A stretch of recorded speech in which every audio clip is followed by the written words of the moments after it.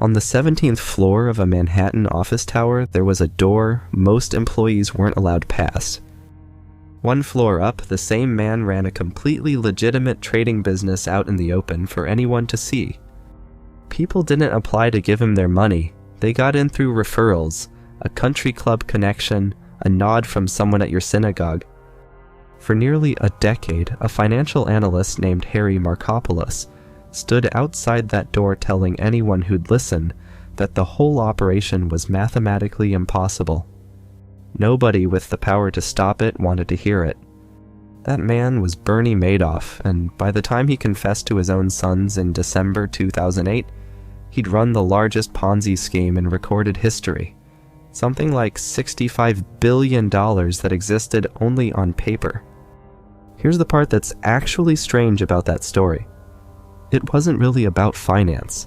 Sophisticated professionals whose entire job is skepticism handed him their retirement savings without asking the one question that would have ended everything.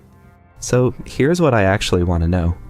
Have you ever watched a crowd cheer for someone who was obviously lying to them and wondered what was wrong with those people?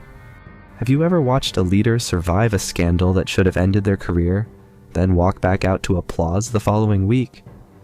Or the uncomfortable one. Have you ever caught yourself defending someone you admire and realized afterward that you were defending a feeling, not a fact?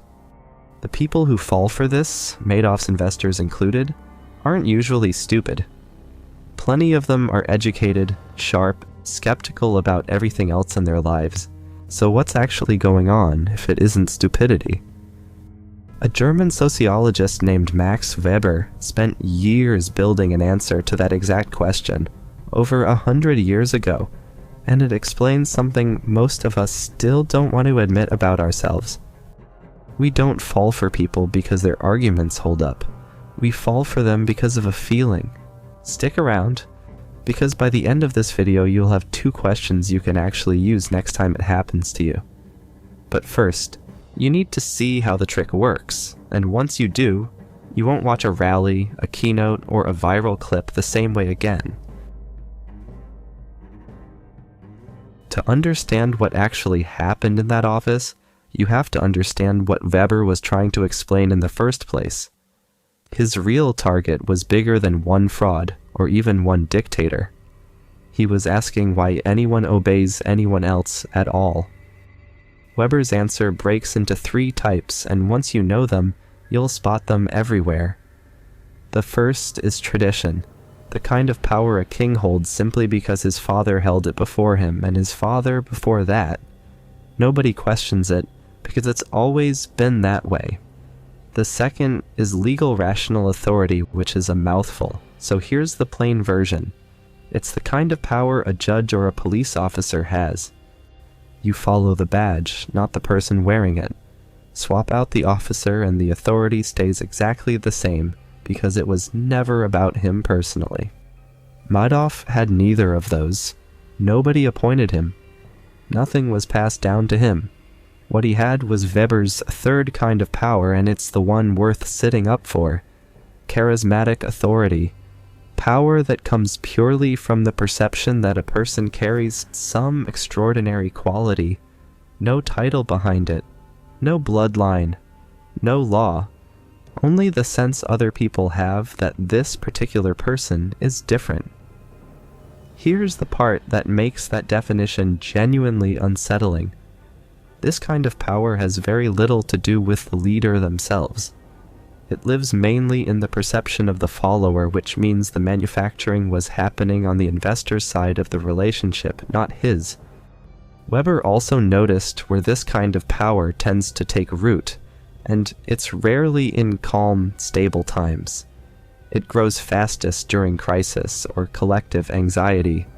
Exactly the conditions plenty of investors were sitting in through the volatile 2000s, looking for someone whose calm, unshakable confidence felt less like a red flag and more like a life raft.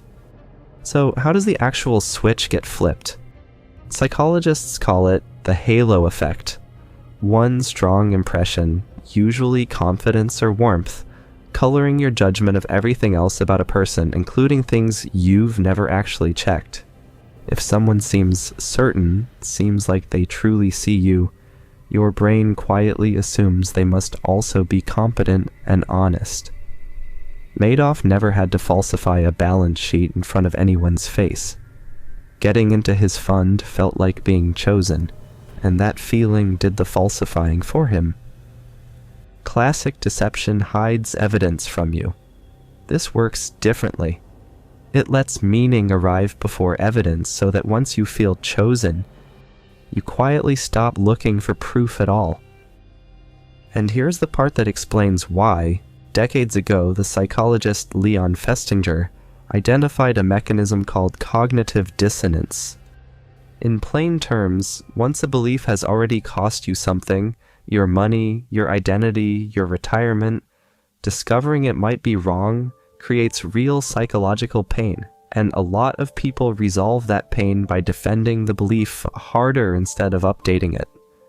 Admitting you were wrong means admitting you were fooled, and that's a harder thing to sit with than almost any inconvenient fact.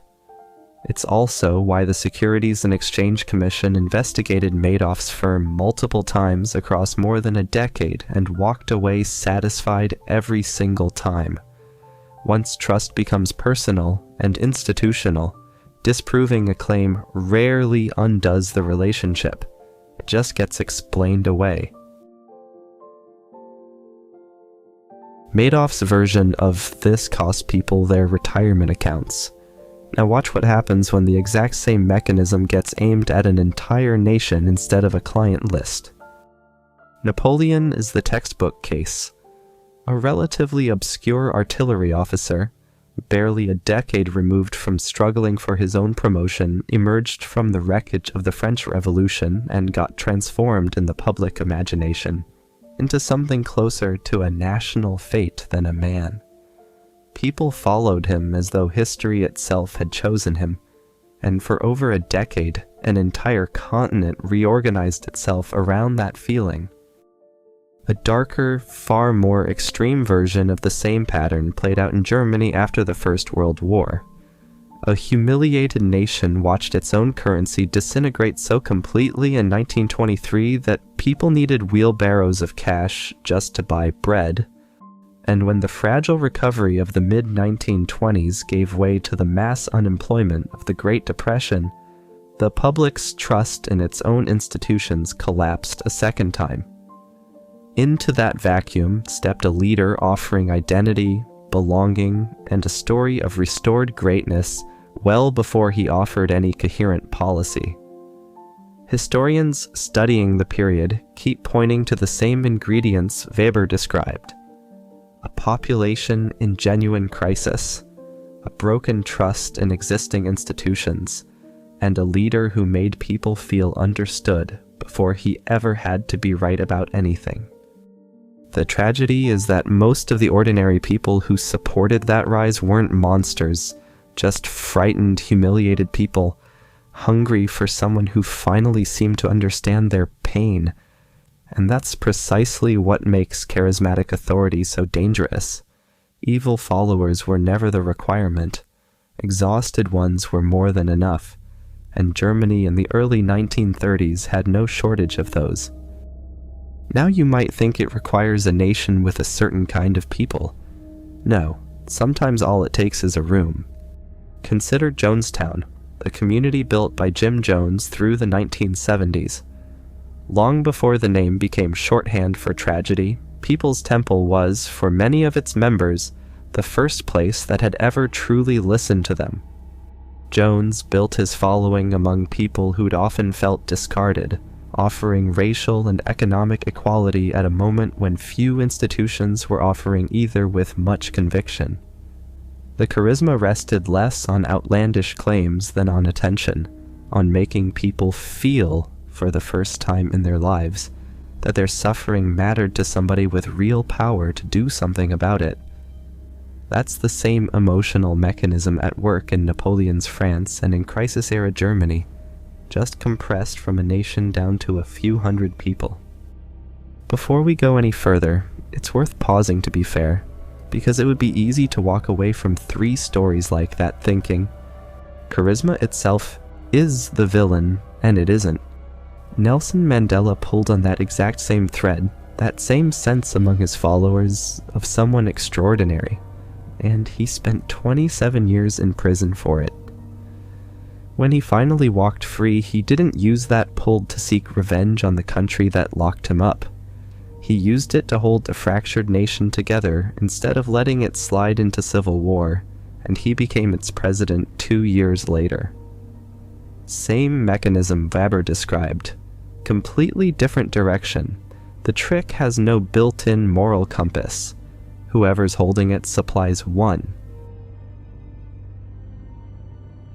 Here's a detail from Weber's original theory that almost never makes it into pop culture retellings, and it might be the most important part of the whole idea. Charismatic authority, he argued, can't survive indefinitely in its raw form. It depends entirely on the leader continuing to feel extraordinary to the people following them. The instant doubt creeps in, the instant the magic starts to feel routine, the spell weakens. And the irony is that the very things a charismatic movement usually looks down on, cold rules, boring institutions, and endless paperwork, are the only things that can keep it alive once the magnetic person is gone. Movements that want to outlast their founder have to convert that raw emotional energy into something durable. Rules, succession plans, and a bureaucracy boring enough to survive without them. Go back to that door on the 17th floor. When Madoff was finally arrested, his fund didn't fracture into infighting or slowly reorganize under new leadership. It evaporated within days because there had never been anything real underneath it to convert into something lasting. No factories, no product, no actual trades, just years of paperwork resting on a feeling. Once that feeling broke, there was nothing left to catch the fall. That shortcut is still running constantly today, the same one that let Madoff's investors stop checking, the same one that let an exhausted nation stop asking questions in the 1930s. Now, you might be thinking, don't we have better oversight today? Compliance departments, background checks, regulators whose whole job is catching exactly this? Fair question, and the answer is uncomfortable. The SEC investigated Madoff's firm multiple times over more than a decade and walked away satisfied every time. The oversight existed. It just never got the chance to matter because this shortcut doesn't beat your checks and balances in a fair fight. It gets inside your head before anyone thinks to call them in. Individual leaders are almost beside the point. What deserves your attention is the shortcut itself, wired into ordinary human judgment, and it isn't only politicians running it. Quick experiment before we go further. While I described the leader who survives every scandal, or the founder who sells you a worldview alongside a product, a name probably popped into your head almost instantly. Here's the uncomfortable part. If you're honest with yourself, that name probably wasn't on your side of the political aisle. That gap, how fast you spotted the other side's guy compared to how quiet your brain went when I mentioned your own, tells you a lot more about how well this trick works on you personally than it tells you about who's actually more honest. It's built into content that's learned exactly which grievance keeps you scrolling. It's built into anyone who opens with, "Nobody else will tell you this," before saying something you could have found in any library.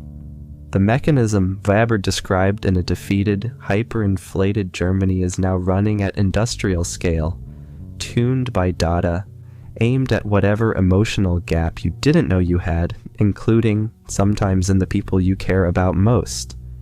An aging parent, a spouse, someone younger in your life who spends a lot of hours somewhere online you can't fully see.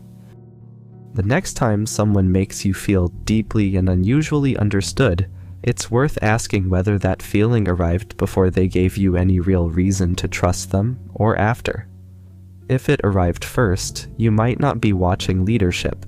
You might be watching the trick working exactly as intended.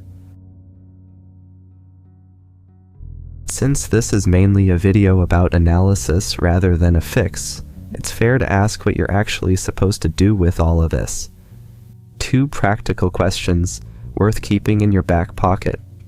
First, what has this person actually gotten right, independent of tone, delivery, or the sense that they finally see you? Strip all of that away and look only at the record you could actually check. Second, could you explain their position to someone who disagreed with you, using their strongest version of it, without once reaching for the word feel? If you can't do that, the honest explanation is usually that you were made to feel understood, and mistook that feeling for agreement. Both questions are really just asking you to notice the order things arrived in, whether the evidence came first, or whether you were asked to trust first and told the evidence would come later. Charismatic authority is a permanent feature of how human beings assign trust, not a flaw confined to a handful of unlucky people and unlucky centuries. It switches on hardest in exactly the moments when we're most tired, most frightened, and most in need of someone to make the chaos make sense. Madoff's investors, the crowds who cheered through Germany's collapse, the families who moved to Jonestown, none of them were a different species of human than the people watching this video right now. They were people living through hard times who wanted, more than almost anything, to feel seen. Before you go, here's my actual question for the comments, and I want a real answer, not just a vague, yeah, I've seen this happen. Who was the first name that popped into your head during this video? Politician, boss, guru, ex, doesn't matter who.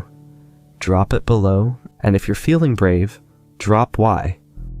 If any of this made you see something a little differently, send it to the one person you know who's currently a little too convinced by someone who's making them feel a little too understood, a little too fast.